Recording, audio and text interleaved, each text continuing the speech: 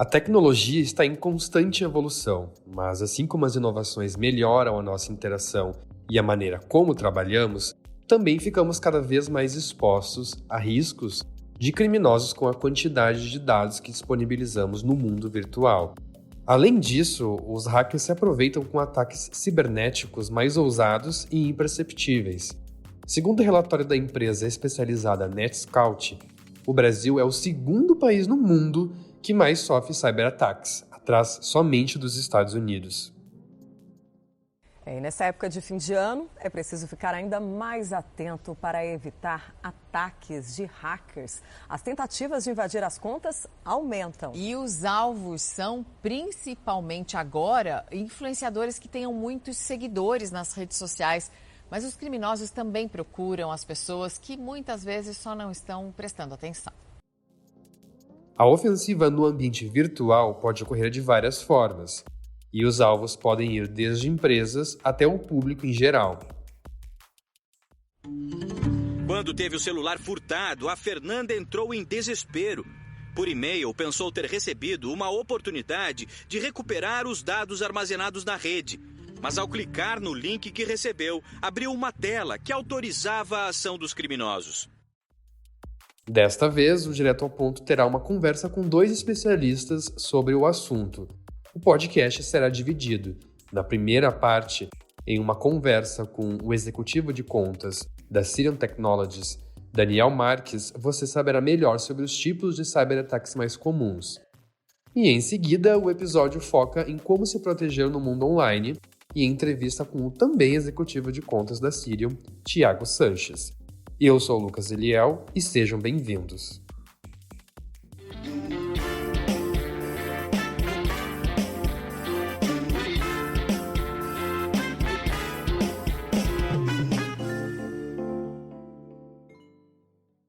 Começando aqui contigo, Daniel, quero te agradecer por participar do podcast e te pergunto se os cyberataques existem desde a criação da internet ou se eles são um fenômeno de alguns anos para cá.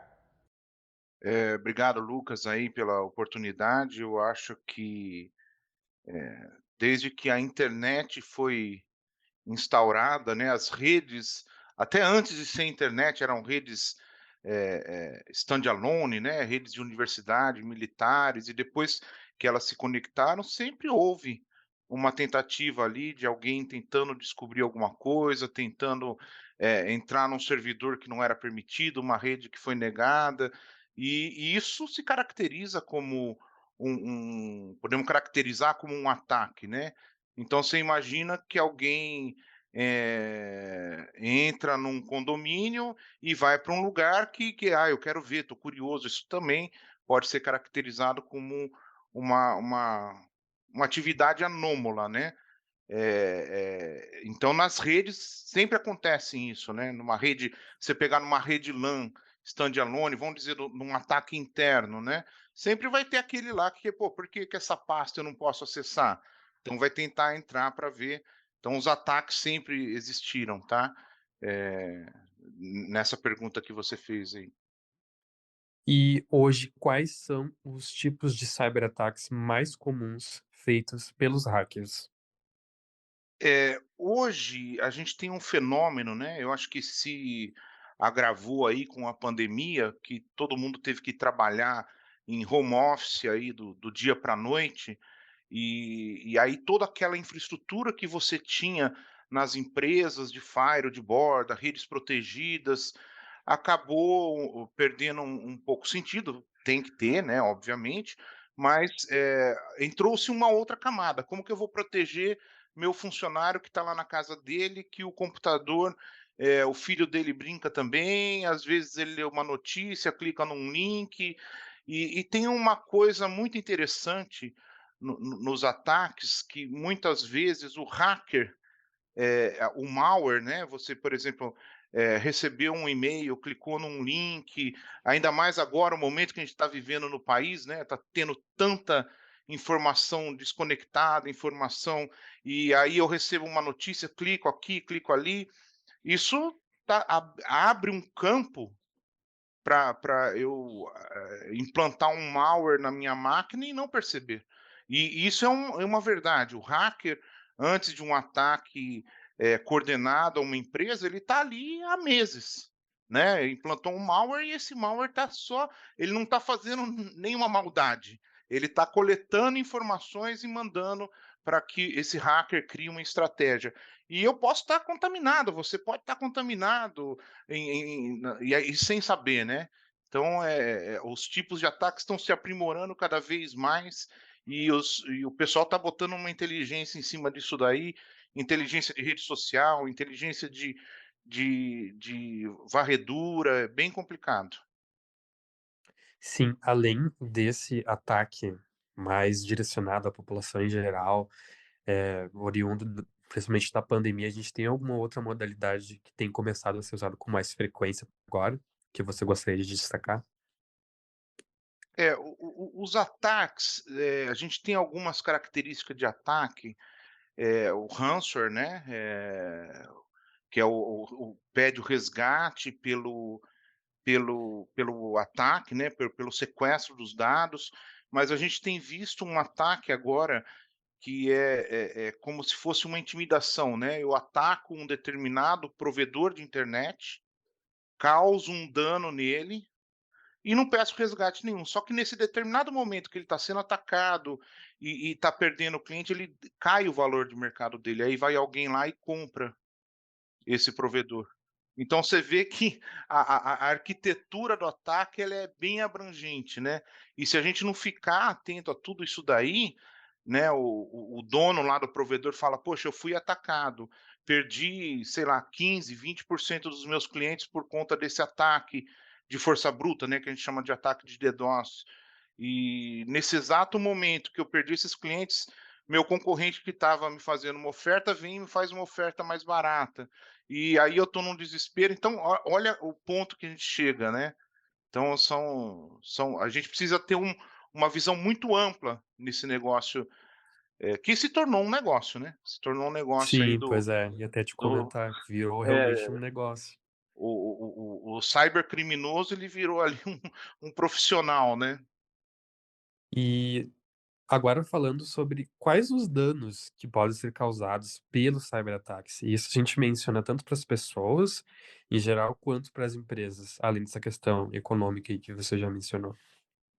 Eu acho que o principal dano, né, nós tivemos vários e-commerces atacados que ficaram fora semanas, né, bancos que tiveram, acessos bloqueados, a imagem da empresa como um todo, ela fica muito prejudicada. E quando a gente entra na pessoa, vamos supor um ataque, eh a pessoa também é um ataque à imagem dela, né. Então a gente vê, principalmente nos dias de hoje, né, muita informação desconectada, você não sabe o que que é verdade, o que que é mentira e rodando, então você às vezes acaba caindo também em alguma coisa assim. Eu acho que dentro dos ataques, dentro dos prejuízos, né, que você me perguntou, o prejuízo da imagem, ele é o mais grave. O prejuízo da imagem da empresa, ele é o que mais se agrava, porque ou demora muito para se reparar, ou nem se repara, né, nem se repara. Os danos ali, houve invasão desse servidor, perdi esse banco, recupero ali, volto o backup, isso tudo, vamos dizer assim, em uma semana eu resolvo, mas a imagem da empresa vai ficar ali prejudicada por anos, né. Tem um site que é o CISOadvisor.com, que ele divulga todos os malwares que estão acontecendo, tal, e divulga ali todas as invasões que estão acontecendo. Então, e é por lei, né? Hoje a LGPD obriga a empresa, se ela sofreu um ataque, se ela sofreu um vazamento de dados, se ela sofreu uma indisponibilidade, ela se reportar ao público, né? A gente tem lá a LGPD, que dita as regras e ela tem X tempo para comunicar ao mercado e falar: ó, aconteceu isso, aconteceu aquilo. Então, realmente hoje a questão da imagem ela é muito sensível.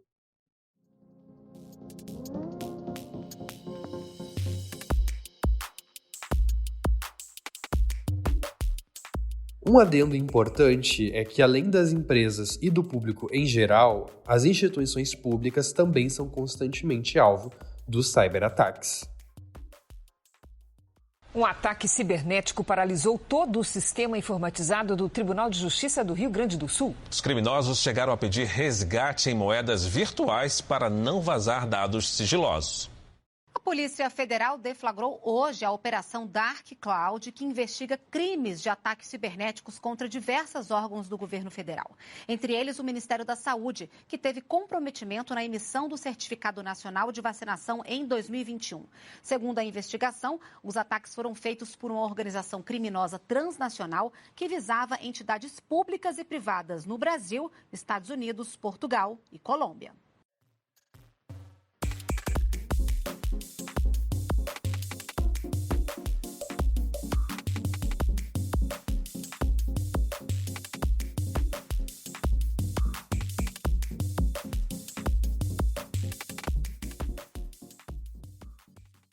Tiago, agora indo contigo para a segunda parte do episódio, te agradeço a participação e te questiono uma coisa bem importante. Quais são os sinais que podem ser observados quando ocorre um cyberataque? Opa, Lucas, tudo bem? Vamos lá. Um ponto principal na hora que se vê um cyberataque é como está a performance do ambiente, tá? Do ambiente que está lá considerado, por exemplo, dentro de uma empresa ou numa pessoa física, tá? O que que acontece num cyberataque, né? Digamos que o primeiro ponto onde se entra e se não tem o objetivo de danificar e sim sequestrar ou recuperar um lado financeiro, há uma perda de performance no ambiente, tá. Então existem sinais onde você consegue identificar essa perda de performance, e aí uma área lá que a gente chama de SOC, é uma operação de segurança, que vai ficar analisando a parte de segurança, vai analisar se tem uma perda de performance. Ou seja, eu tenho um padrão de execução de um determinado serviço e de repente eu começo a gerar fila, eu começo a demorar um pouco mais, a minha aplicação começa a demorar um pouco mais para responder a uma determinada ação, provavelmente tem alguma coisa acontecendo que não é previsto, tá. Então, por exemplo, você está lá num site de compras, você clica num determinado produto e isso leva muito tempo para ele abrir o determinado produto para você ver. E aí você vai clicando, vai para a área de compras, vai colocando no seu carrinho e isso está levando muito tempo. Então isso já é um sinal muito claro que tem ocorrendo coisas esquisitas ocorrendo na aplicação, por um lado, numa visão de cliente. Agora, numa visão de dentro do sistema, né, para quem está dentro da empresa, várias outras coisas podem ocorrer, até mesmo um bloqueio total, e pedido de resgate. Sim. E como as pessoas e as empresas podem se proteger dos ataques cibernéticos? Teve uma evolução muito forte em relação aos ataques cibernéticos vamos pegar aqui no Brasil de 2016, 2015 e 2016, né, com o surgimento do ransomware. Na verdade, teve o ransomware é o sequestro, mas com a criação e a popularização da moeda eletrônica, que é o Bitcoin, o Ethereum, etc., onde você faz as transações sem precisar se identificar, ficou mais fácil você conseguir cumprir, sem ser pego, por exemplo, por uma polícia federal, por exemplo, né. Então eu consigo fazer resgate, receber o teu dinheiro e dificilmente alguém vai conseguir saber quem que eu sou, né. Então isso teve um grande boom entre 2016, 2015 e 2016, e de lá para cá, assim como a evolução da segurança, os bandidos também foram evoluindo. Então a primeira coisa que o pessoal começou a fazer é o backup, primeira coisa. Antigamente poucos se preocupavam com backup, hoje já tem 2, 3 opções de backup. Então o backup é o seguinte, pegou um ransomware, poupou, ou seja, vai mostrar lá a página de sequestro, ó, estou pedindo tantos mil dólares para liberar a sua máquina, ele pode ir lá numa infraestrutura, recuperar aquela informação, e aí tudo volta ao normal, tá. Isso lindo, ótimo, etc, né, em termos de ransomware. Hoje a grande novidade, junto com essa leva de gente, de mão de obra, principalmente do administrativo e de suporte de TI, de terceiros, que foram para home office, é o quê? As pessoas o bandido, né, ele invade a infraestrutura da casa do cliente, ou seja, todos aqueles equipamentos que estão ligados à internet da casa do cliente, inclusive o roteador, o Wi-Fi. Depois ele invade o computador que está remoto, que não está protegido por um portão, que a gente chama lá de firewall. Esse normalmente está conectado a uma VPN e ele chega dentro do ambiente principal, ou seja, onde está a base de dados, as bases de clientes, todo o sistema que faz faturamento, enfim, sistemas críticos para a empresa. Ele rouba essa informação e coloca e trava todo o sistema e fala assim: se você não pagar em 24 horas, eh, eu vou apagar toda a tua informação e ainda vou divulgar as informações de empresa, informações do usuário, por exemplo, CPF, telefone, endereço, na Deep Web e vou vender esse dado lá na Deep Web.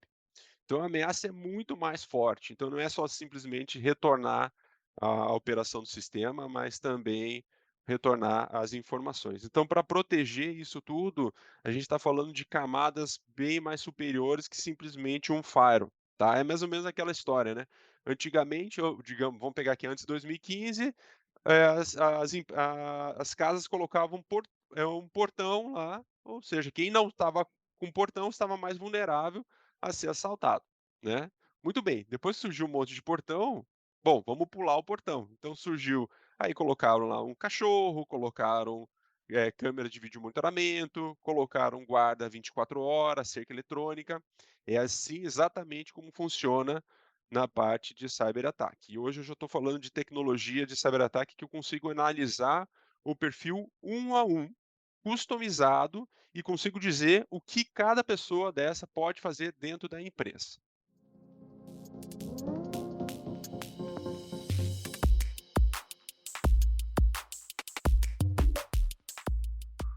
Nesse contexto de portas de entrada para os cyberataques, os e-mails merecem atenção. Um estudo feito por uma empresa de cibersegurança mostra que o Brasil é o quarto país no mundo em ataques feitos por e-mail. Segundo os especialistas, o vazamento de dados e o uso muito frequente das redes sociais acabam levando os criminosos a usar métodos cada vez mais sofisticados.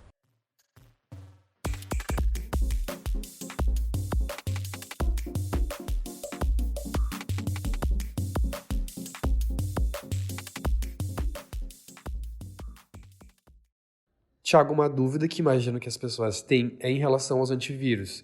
No Windows, por exemplo, nós temos o Windows Defender e nos celulares são várias as opções. Eles realmente desempenham um papel de proteção de dados? Sim, sim. Antivírus é fundamental, tem que ter, tá, é uma das soluções, é uma do leque de soluções que obrigatoriamente tem que ter. Se não tiver o antivírus, aqueles vírus que já estão nessa camada, que eu digo uma camada mais básica hoje, já vão fazer um estrago danado, tá. Então antivírus tem que ter. Só que o próprio antivírus, ele evoluiu, tá, evoluiu. A gente chama, por exemplo, hoje tem vírus que a gente chama de vírus de dia zero, tá. Eu chamo de vírus ou malware, né, chama o que for, tá, de dia zero. O que que é dia zero? Ele acabou de surgir no mercado, tá, acabou de surgir no mercado. Se ele acabou de surgir no mercado, a indústria que cria esses antivírus, a indústria não está ainda preparada para proteger aquela vacina. É que nem a história do Covid, a mesma coisa, o Covid acabou de nascer, leva-se um tempo para criar a vacina. O mundo digital é a mesma coisa. Não leva 2 anos para criar uma vacina no mundo digital, né, mas se leva aí pelo menos 3, 4 dias, que é suficiente para fazer um bom estrago, né. E isso se populariza pela internet na velocidade da luz, tá. Então, antivírus é uma barreira, eles também se evoluíram bastante, mas lembre-se que a principal porta de entrada hoje, eu diria 90% de qualquer início de ataque está numa categoria chamada phishing, que é uma pescaria. Eu uso a engenharia social, ou seja, algo que está afetando uma determinada região, e manda uma mensagem para que você clique em uma mensagem que vai abrir um canal de entrada para dentro do teu celular, tá? E aí a gente chama isso é um remote access, ou seja, eu passo a comandar o seu equipamento remotamente sem você saber. Eu não estou mais interessado em só danificar teu equipamento, não. Eu estou interessado em obter todas as informações para poder fazer um acesso acessar algo que realmente me traga dinheiro, tá? Como bandido, né? Então, vou dar um exemplo bem claro. Quando começou lá o Covid, aqui no Ocidente, o próprio Covid se espalhou mais fortemente na Itália. Não sei se estão lembrados lá, foi um caos, né? Mas o primeiro país do Ocidente foi a Itália. Bem nesse começo, nessa primeira semana, teve um vírus que foi feito na Coreia do Norte, tá? Que foi enviado por um e-mail, alegando se fosse da OMS, tá? E mandando cartilhas, arquivos, falando assim: olha, devido ao desconhecimento desse novo vírus, a gente preparou uma cartilha para que vocês se atualizem. Imagine vocês envolvidos com aquela crise total, não querendo saber um pouco mais de como se proteger. Então eles mandaram essa cartilha. Foi uma invasão assim, se espalhou da mesma forma que se espalhou o Covid, se espalhou os vírus de controle remoto e de ransomware na mesma velocidade, tá? Então é isso que acontece, tá? Tiago, e qual a tua expectativa sobre o futuro da segurança virtual? Você acha que a proteção do ambiente online vai acompanhar outras evoluções tecnológicas?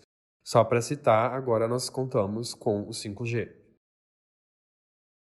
Não, muito bem. O que está acontecendo? Ah, os ataques hoje, muitos dos ataques estão ocorrendo, estão perene. Eu digo, os vírus estão espalhados no mercado. Assim como o Covid está espalhado sem controle nenhum, sem controle, digo, humano, os vírus também estão.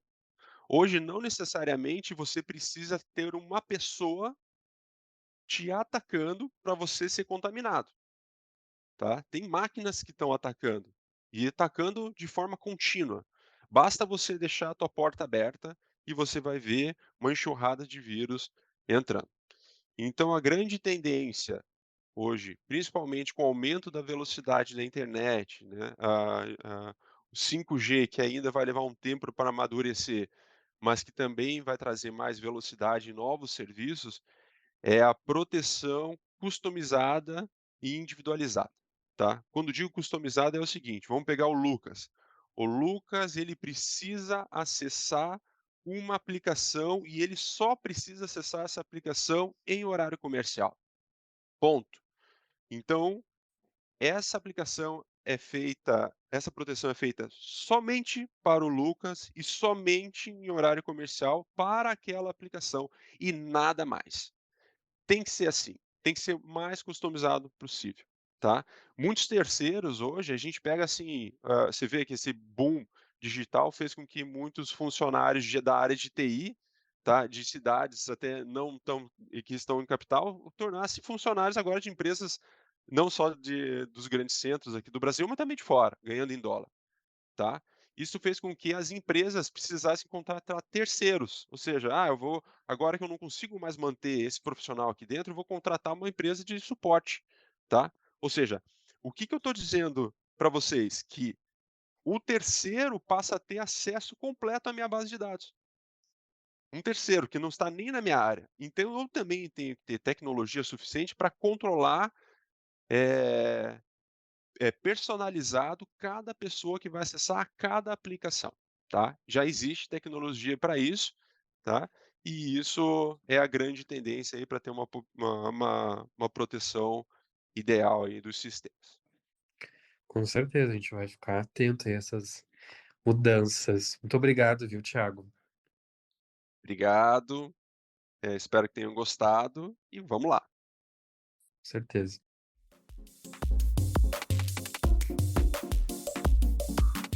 Se você gostou desse podcast, vale a pena escutar outros episódios feitos pela equipe de jornalistas do Correio do Povo, no site do jornal, no YouTube ou no seu aplicativo de streaming favorito.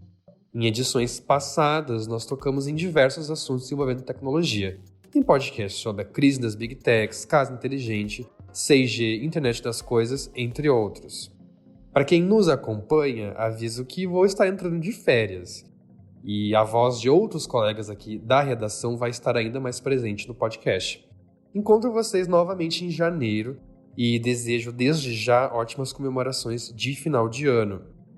Esse Direto ao Ponto teve produção e apresentação de Lucas Eliel, coordenação de Márcio Gomes e Brenda Fernandes, edição de Alia Alencar e assistência de Matheus Oliveira. O episódio utilizou áudios da Record TV e TV Brasil. Obrigado por ter nos acompanhado e até a próxima.